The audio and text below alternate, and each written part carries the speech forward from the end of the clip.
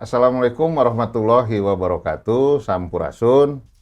Baraya Pasundan, alhamdulillah Buruan Pasundan atau podcast Buruan Pasundan.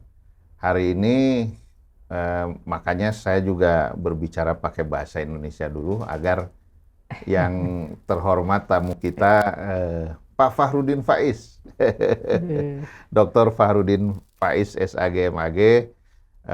Beliau jauh-jauh dari Jogja, kebetulan ada acara di Yayasan Pendidikan Tinggi Pasundan, dan sekarang mampir ke studio podcast Buruan Pasundan. Selamat datang, Pak Faiz. Terima kasih, Pak. Terima kasih. Aduh, saya Baraya Pasundan sim kuring atau saya sudah dua kali dengan kali ini membuat video bertemu dengan Pak Fahrudin Faiz. Pak Faiz kalau di Sunda, di Pasundan mungkin jadi Kang Faiz ya. Iya, nggak apa-apa. Biar unik. Biar unik. Pak Faiz, Baraya Pasundan, Pak Faiz ini seorang filsuf Islam dan banyak sekali video-video, podcast-podcast beliau yang sangat menyejukkan kita semua. Bahkan tidak hanya umat Islam, tapi juga non-Muslim pun banyak yang menggemari ajaran-ajaran filsafat Islamnya dari beliau karena sifatnya universal. Baik, Pak Faiz, Pak Faiz itu aslinya orang Mojokerto, tetapi itu Jawa Timur. Orang Bandung termasuk saya dan teman-teman pada awalnya mengira Pak Faiz ini dari Jogja atau Solo gitu aslinya. Iya. Ternyata orang Jawa Timur. Gimana Mas? Di Jawa Timur juga sudah tidak terlalu diakui, intonasi kayak bicara macam-macam sudah sangat Jogja. Jadi kalau saya pulang kampung itu, wow ini wis ngomongnya. Sama Mas, saya juga aslinya kan orang Purwakarta di Jawa Barat ini. Nah, Purwakarta itu agak dekat ke Pantura. Nah, itu agak bahasa Sundanya. Tapi karena sejak tahun 89 saya sudah di Bandung, akhirnya logat Purwakartanya hilang. Jadi sangkanya saya orang Priangan. Iya, itu kita sering begitu. Ya, Pak Faiz ada apa? Ada pertanyaan ya. Seperti yang kita rasakan misalnya di dunia pertunjukan, Pak Faiz, film khususnya. Kok sekarang ini para pemirsa atau penonton film di Indonesia ini lebih suka film-film yang ada hantu-hantunya gitu dan lain sebagainya. Kemudian hal-hal yang goib misalnya ya.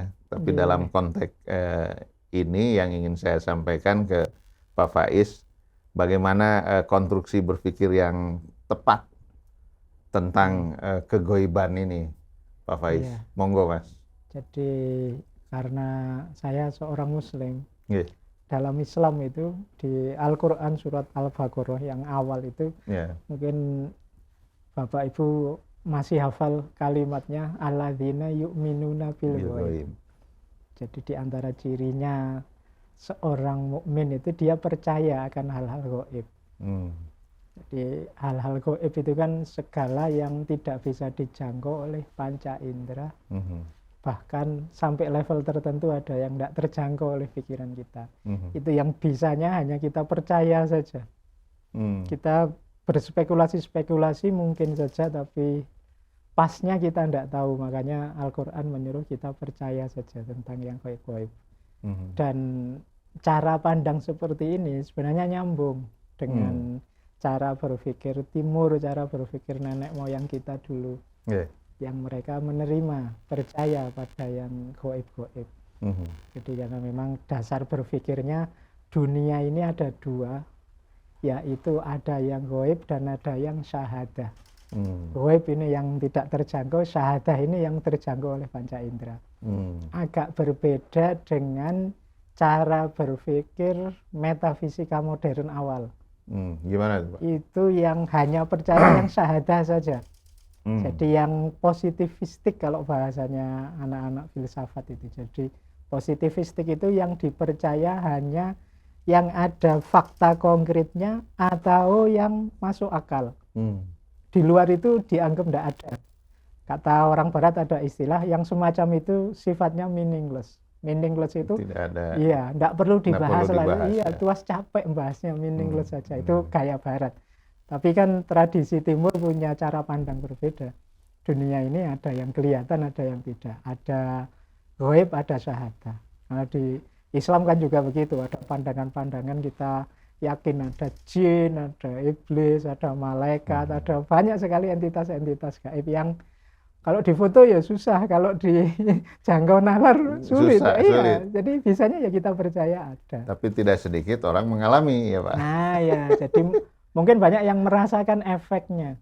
Ya, efeknya. Jadi tidak bisa menjangkau langsung. Makanya sekarang banyak orang yang cara berpikirnya positivistik sebenarnya, tapi percaya pada yang gaib. Akhirnya gabungannya jadi lucu. Kayak jadi apa TV ke kuburan bawa kamera misalnya. Itu kan mencari. Padahal diyakini gaib, tapi ke kuburan bawa kamera. Apa yang tertangkap kamera itu menangkap yang fisik. Nah yang kayak gini-gini banyak sekarang. Makanya iyalah memang kita itu terbatas, baik dalam berpikir, dalam menjangkau sesuatu, apalagi panca indera pengalaman kita. Masih sangat banyak hal yang kita tidak bisa menjangkau. Jangankan yang memang tidak bisa diakses oleh akal.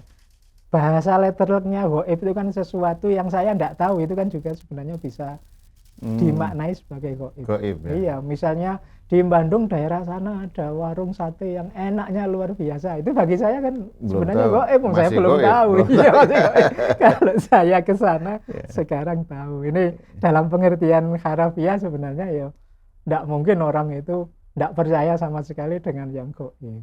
Jadi sebagai world view, tapi ya itu tadi kayak nenek moyang kita, sangat banyak hal dalam hidup ini yang tidak bisa ditangkap oleh panca indera dan tidak bisa dicerna oleh akal kita. Dan mungkin dalam hidup sekali dua kali kita pernah mengalami yang semacam itu. Ya. Bahkan ini teknis ya, Pak Faiz. Misalnya Pak Faiz jam sekarang pukul 1 siang ini lebih sedikit ada di sini di Bandung. Tapi ada rekan Pak Faiz mencari bertemu malah. Loh kok Mas Faiz ada di kampus? Barusan saya lihat kata ibu di rumah, enggak, suami saya lagi ke Bandung diundang Pasundan gitu.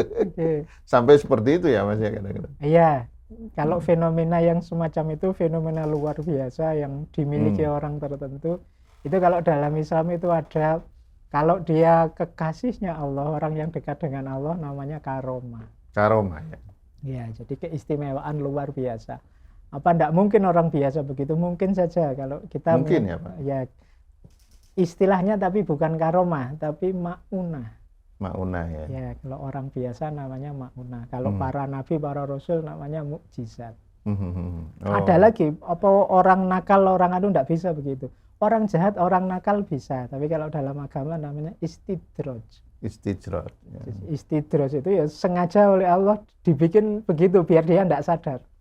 Ini sudah jahat kok hebat. Itu memang oleh Allah dibiarkan begitu, biar saja, biar dia tidak tobat, biar dia nanti jelas kejahatannya.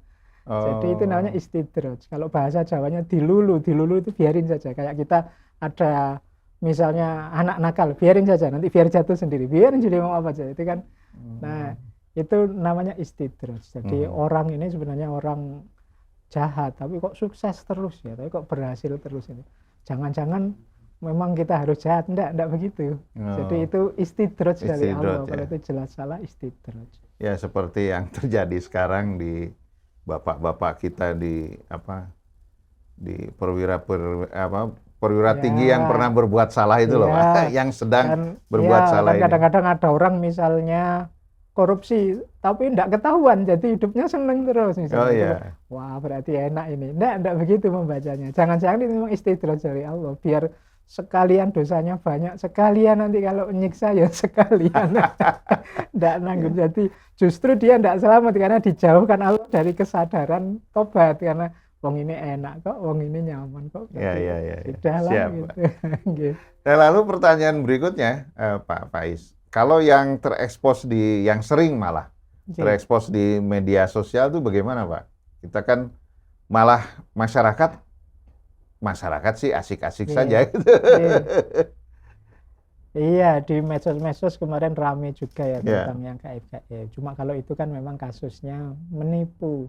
Menipu ya, Pak? Iya, kalau kasusnya tipuan ya menurut saya jelas-jelas dilarang agama dilarang, ya di kalau Islam. Tipuannya jelas. Tapi kita juga harus hati-hati, jangan digeneralisir bahwa kemudian semuanya berarti tipuan, enggak juga. Enggak juga ya. Ya, karena ada hal-hal gaib yang memang asli, ya memang begitu, memang realitas gaib itu ada. Jadi cara berpikirnya begitu. Tapi kalau terbukti nipu salah dinipunya, bukan salahnya dinipunya ya. Kalau betapapun yang namanya tipuan itu ya sesuatu yang keliru. Sederhananya sih begitu. Nah, semoga tidak gara-gara ini terus berarti total itu enggak ada yang gaib-gaib, itu berarti itu mengeneralisir namanya. Nah, untuk ininya Mas membedakan ya antara tipuan dan bukan itu gimana kira-kira? Betapapun orang hidup itu yang normal kayak kita, ya jangkauan ring berpikirnya itu ya pakai rasio, pakai panca indera. Jadi sampai di titik itu. Jadi kalau misalnya kita ada peristiwa yang tidak masuk akal, ya kita sebut saja tidak masuk akal. Tapi tidak mesti itu salah, begitu saja. Kalau untuk kita, itu tidak masuk akal itu. Tapi tidak tahu saya salah apa benar. Kalau bahasa ilmiahnya ya kalau ingin ngerti benar salah benarnya ya diakses, diuji dengan metode yang terukur. Kalau memang ternyata setelah diuji ternyata ini tipuan, terus kita sangkal. Tapi kalau diuji benar ini ternyata ini bukan sesuatu yang bisa dijelaskan secara ilmiah, bukan sesuatu yang bisa dijelaskan secara fisik. Ya mungkin ini salah satu fenomena yang dikenal sebagai kegaiban. Ya, jadi, seperti ini kan Pak Faiz, apa namanya, kalau mungkin 1-2 di Indonesia ada, tapi yang paling sering kalau nggak salah di Amerika Serikat sana. Fenomena kehadiran UFO itu loh Pak, UFO itu.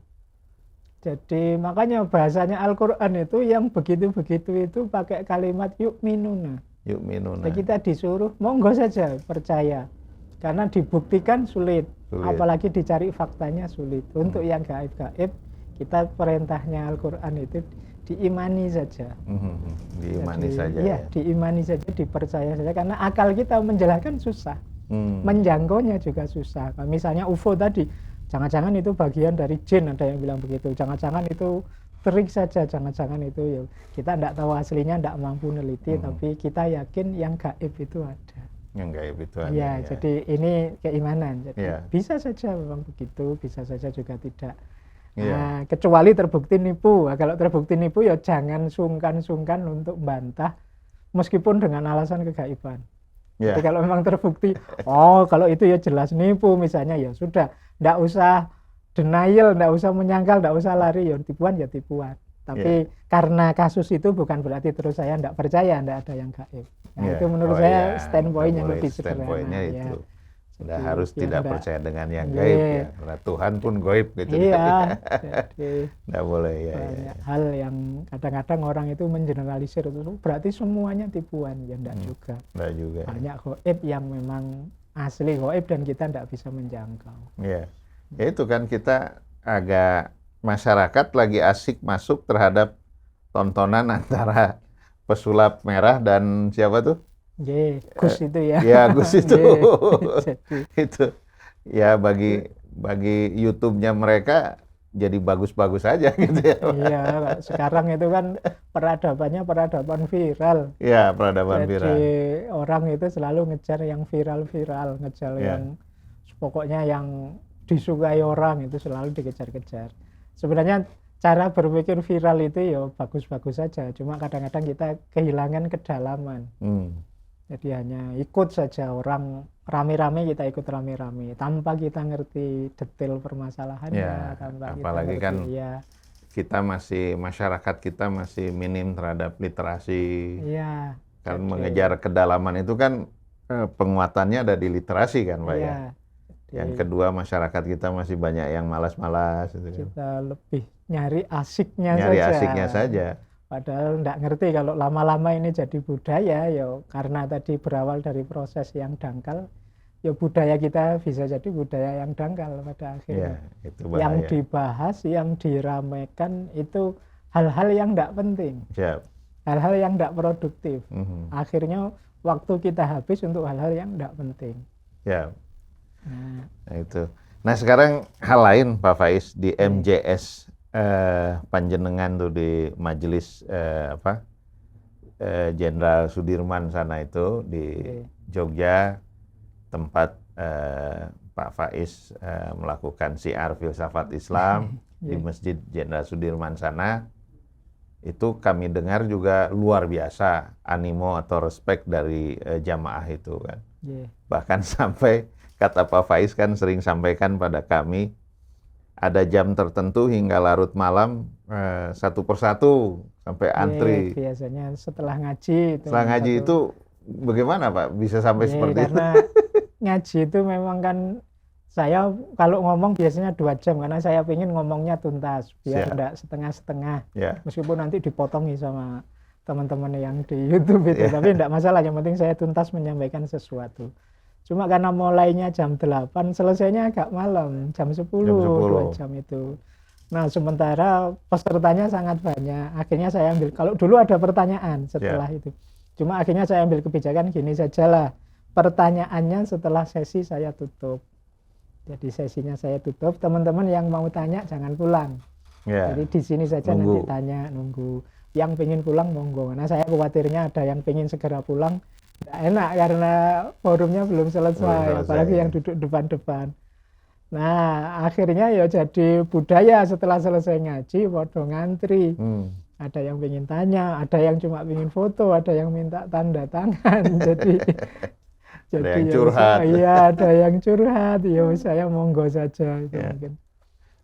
Maunya teman-teman mungkin pengen lebih dekat, pengen ada yang ditanyakan, pengen itu. Jadi akhirnya sampai malam, ngajinya selesai jam 10, bisa sampai jam 11 bisa. Jadi, itu nyaris ya tiap Rabu malam Kamis. Saya usahakan. Suasananya seperti itu. Saya usahakan istiqomah setiap Rabu malam Kamis. Rabu malam Kamis. Kalau temanya kan ditentukan bulanan itu. Bulan ini temanya ini, bulan ini temanya itu. Itu sudah Pak, sudah ada manajemen yang ngurusi. Enggak, masih tradisional saja, teman-teman jalan saja di masjid saja. Ya, kadang-kadang Pak Faiz ada manajemennya, enggak ada, ya pokoknya jalan saja lah. Kadang-kadang dinikmati saja. Dinikmati, memang banyak ke Pak Faiz ini Baraya Pasundan. Pak Faiz kami menyapa pemirsa itu Baraya Pasundan. Baraya Pasundan ya, pengalaman kami juga mengontak Pak Fahrudin Faiz yang terpelajar ini itu enggak susah-susah. Jadi tidak melalui manajemen gitu ya atau manajer, tapi langsung Pak Faiz menjawabnya luar biasa. Meskipun saya harus mohon maaf, kadang-kadang ada teman itu WA terus ketumpuk di bawah, sudah saya buka nanti aja balasnya, ketumpuk di bawah terus lupa. Saya harus wajar Pak. Kadang-kadang begitu, malah kemarin ada WA itu lupa. Siap. Nah kemudian saya kembali Pak ke ini fenomena Pak Faiz sudah begitu sangat banyak jamaahnya ya. Itu bahkan sampai di luaran Jogja Pak. Iya, kadang-kadang kalau pas selesai ngaji tiba-tiba yang datang, Pak saya dari Lombok, saya dari Makassar, saya dari bahkan dari Malaysia kan Pak? Iya, dari Malaysia dulu pernah ada beberapa kali, dari Jerman pernah. Dari Jerman ya. Dari beberapa itu yang semangat mungkin melihatnya unik saja ingin datang, ingin ngerti. Termasuk fenomena ini Pak Faiz, fenomena saudara-saudara kita yang non Muslim juga ya? Iya. Ada saudara-saudara kita yang beda agama itu juga Pak boleh ikut monggo saja. Jadi silahkan saja, kalau dirasa manfaat ya kenapa tidak. Ya, jadi betul. Saya nawaitunya begitu, nambah wawasannya teman-teman, nambah perspektif yang berbeda mungkin dari sisi filsafat. Ya. Nah, kemudian kembali lagi ke topik Pak Faiz tentang ilmu, kemudian ainul yakin dan hakul yakin itu, ini pemirsa Baraya Pasundan ingin tahu juga tentang hal itu dari perspektif apa perbedaannya tentang ilmu, ainul yakin dan hakul yakin ini, Pak Faiz. Oke, baik. Jadi ini sebenarnya tataran pengetahuan antara ainul yakin, ilmul yakin, dan hakul yakin. Ini derajatnya berbeda. Yang paling tinggi tentu saja hakul yakin. Hakul yakin itu sudah membuktikan sendiri, merasakan sendiri. Kalau ilmu yakin itu sudah mendalami. Kalau ainul yakin itu sudah mengetahui. Misalnya, bagi yang belum pernah haji, mungkin Ka'bah itu baru dilihat di TV, baru dilihat gambarnya di YouTube. Itu levelnya masih ainul yakin.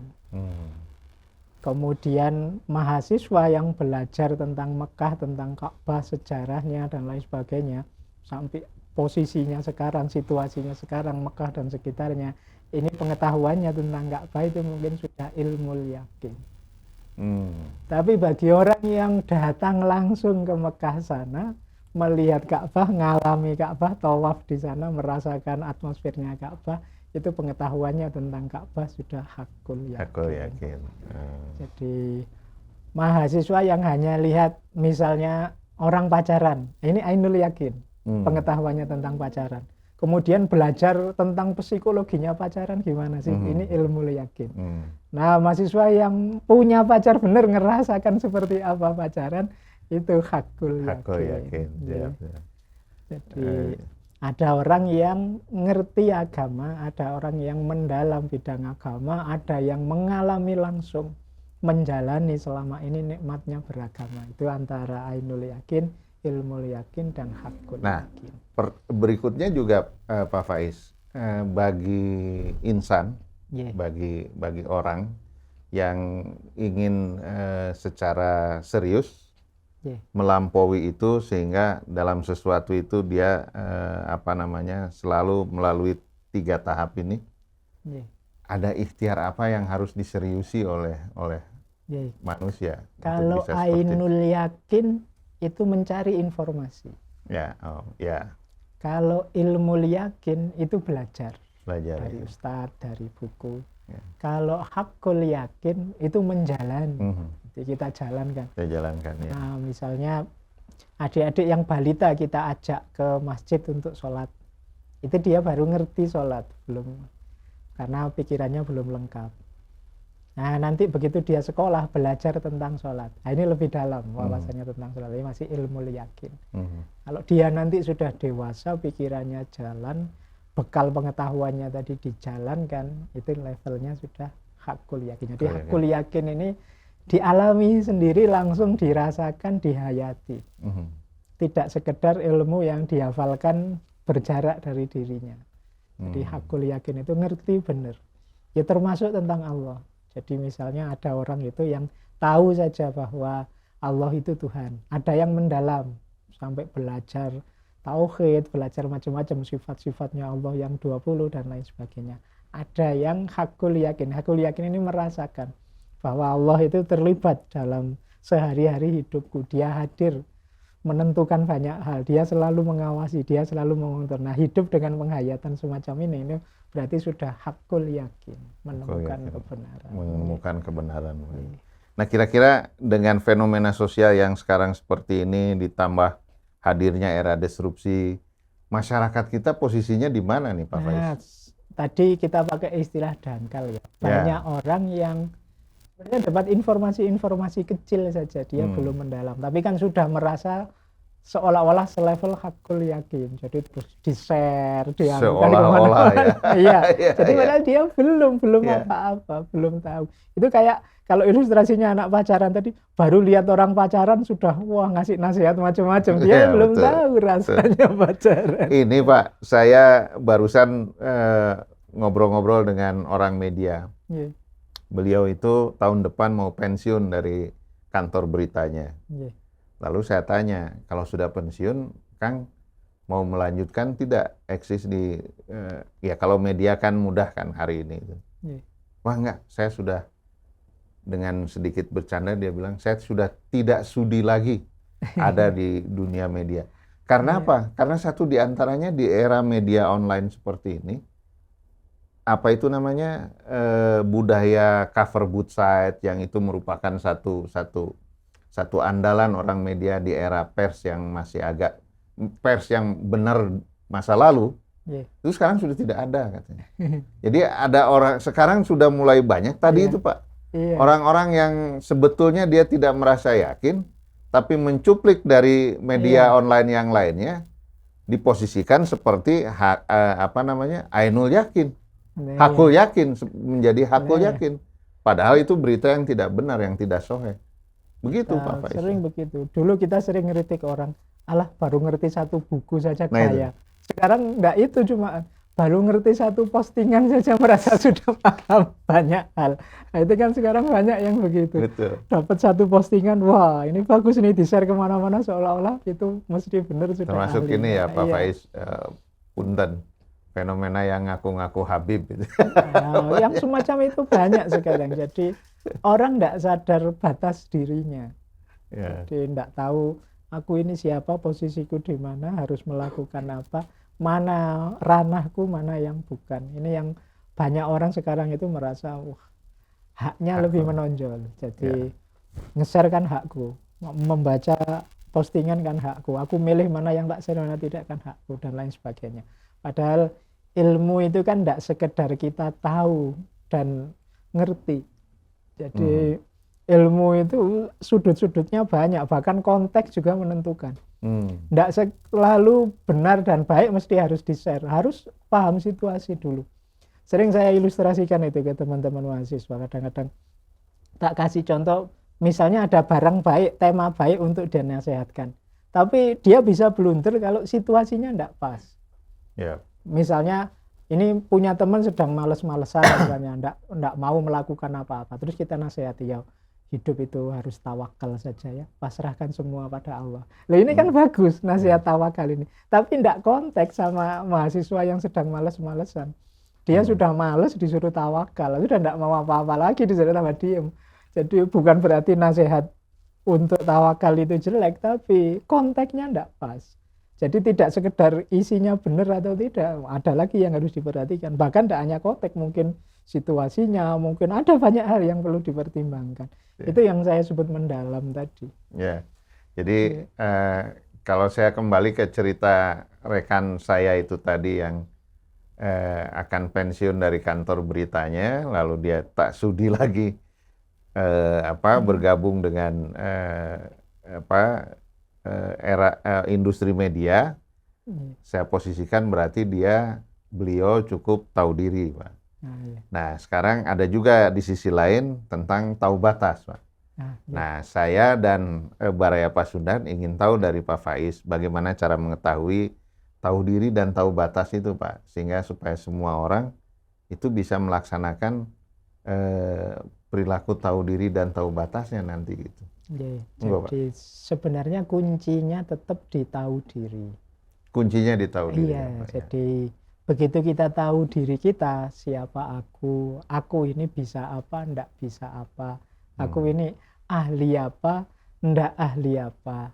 Pokoknya membaca diri kita sampai detail, kebiasaanku apa, yang membuat aku senang apa, yang aku ndak suka apa. Terus kita detail sampai kenal diri. Baru setelah itu kita bisa matok batas. Jadi kita bisa mancang batas. Oh, aku ini misalnya ahli filsafat. Kalau urusan hukum Islam aku tidak terlalu paham. Jadi kalau ada pertanyaan hukum Islam, ya saya harus berani jawab tidak tahu. Kalau ada pertanyaan tentang fisika, ya saya harus jawab tidak tahu. Wong ya bukan bidang saya. Ini namanya tahu batas. Termasuk urusan nge-share tadi. Loh aku itu siapa sih, ahli apa sih, kok apa saja saya share. Nanti khawatirnya dianggap benar padahal tidak cocok. Tidak sesuai dan lain sebagainya. Ya biarlah yang tentang ini yang nge-share yang ahlinya. Jadi kalau ditanya balik bisa menjelaskan. Ini bagian dari tahu batas. Jadi kuncinya memang tahu diri.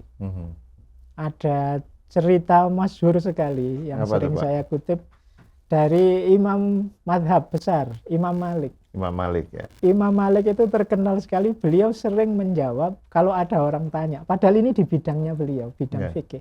Kalau ada orang jawab dan dia memang belum terlalu paham, ya dia akan menjawab la adri.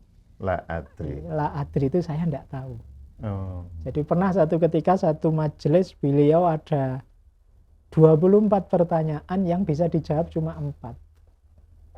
Yang 20 beliau jawab saya tidak tahu, la adri. Mungkin tidak tahu hukumnya, tidak tahu fakta nyatanya, tidak tahu, pokoknya karena belum jelas benar dia jawab la adri, saya tidak tahu. Jadi tidak, karena apa-apa itu kan, apalagi hukum itu kan perlu dipikir panjang sebelum difatwakan. Nah ini mungkin penting untuk pengingat kita, kayak saya ini kan kecenderungannya dosen. Jadi kalau ditanya mahasiswa apa saja tidak bisa jawab kan rasanya gengsi, malu. Nah itu sebenarnya malah tidak tahu batas. Kalau memang tidak tahu bilang saja tidak tahu. Jadi, karena imam besar saja melakukan. Iya, jadi tidak masalah dan tidak menjatuhkan nama kita. Wajar sekali orang belum tahu sesuatu itu. Karena tidak ada manusia yang perfect, sempurna, tahu segalanya. Jadi sementara mungkin citra di tengah masyarakat kalau ada orang ditanya kok jawab tidak tahu, terus mungkin dianggapnya wah ini tidak pinter ya, padahal tidak begitu. Tidak begitu ya? Iya, wajar saja orang tidak tahu sesuatu, tidak paham sesuatu.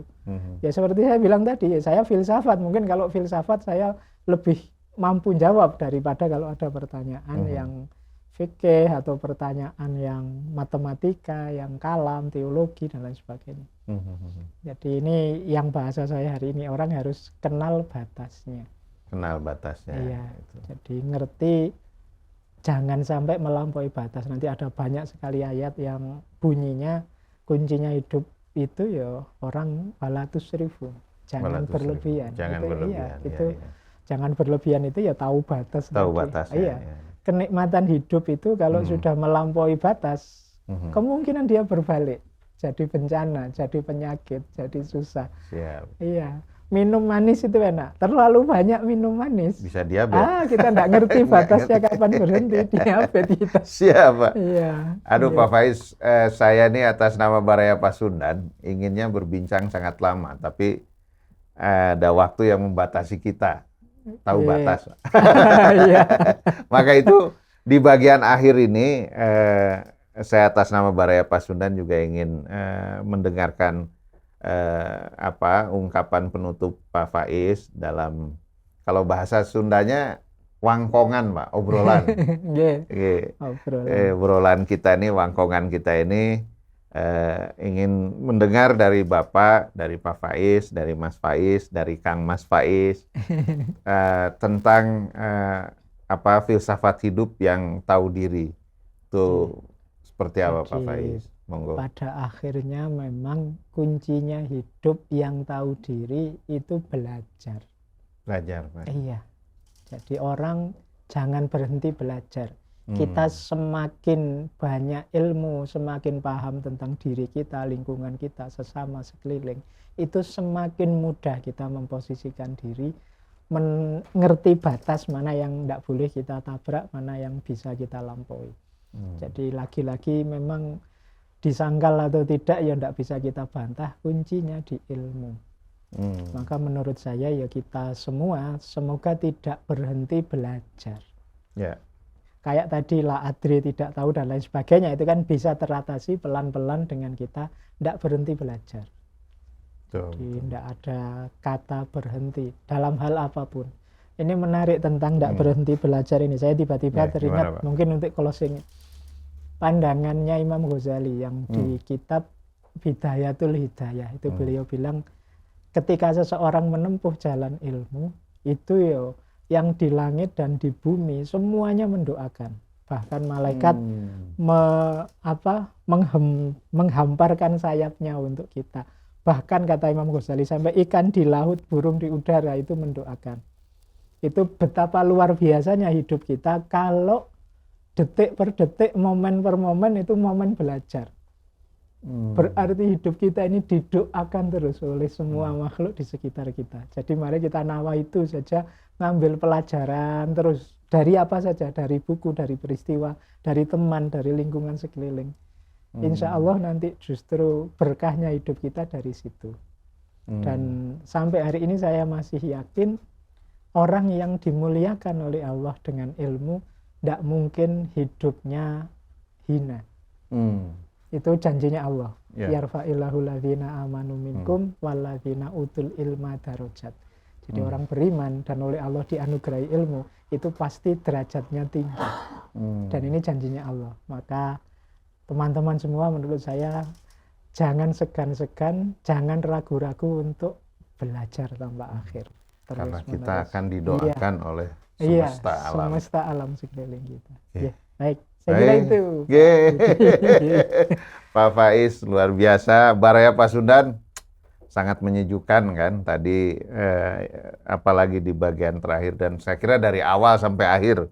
Di akhir tadi closing statement Pak Guru kita, Pak Fahrudin Faiz, tentang filsafat hidup yang tahu diri, beliau sampaikan seperti itu. Kuncinya ada di belajar atau apa? Tolabul ilmi. Ini maka kalau kita menjadi orang yang selalu mencari ilmu atau selalu belajar, kita akan didoakan oleh semesta alam. Bahkan tadi dikatakan oleh Pak Faiz, malaikat pun akan menghamparkan sayapnya untuk kita.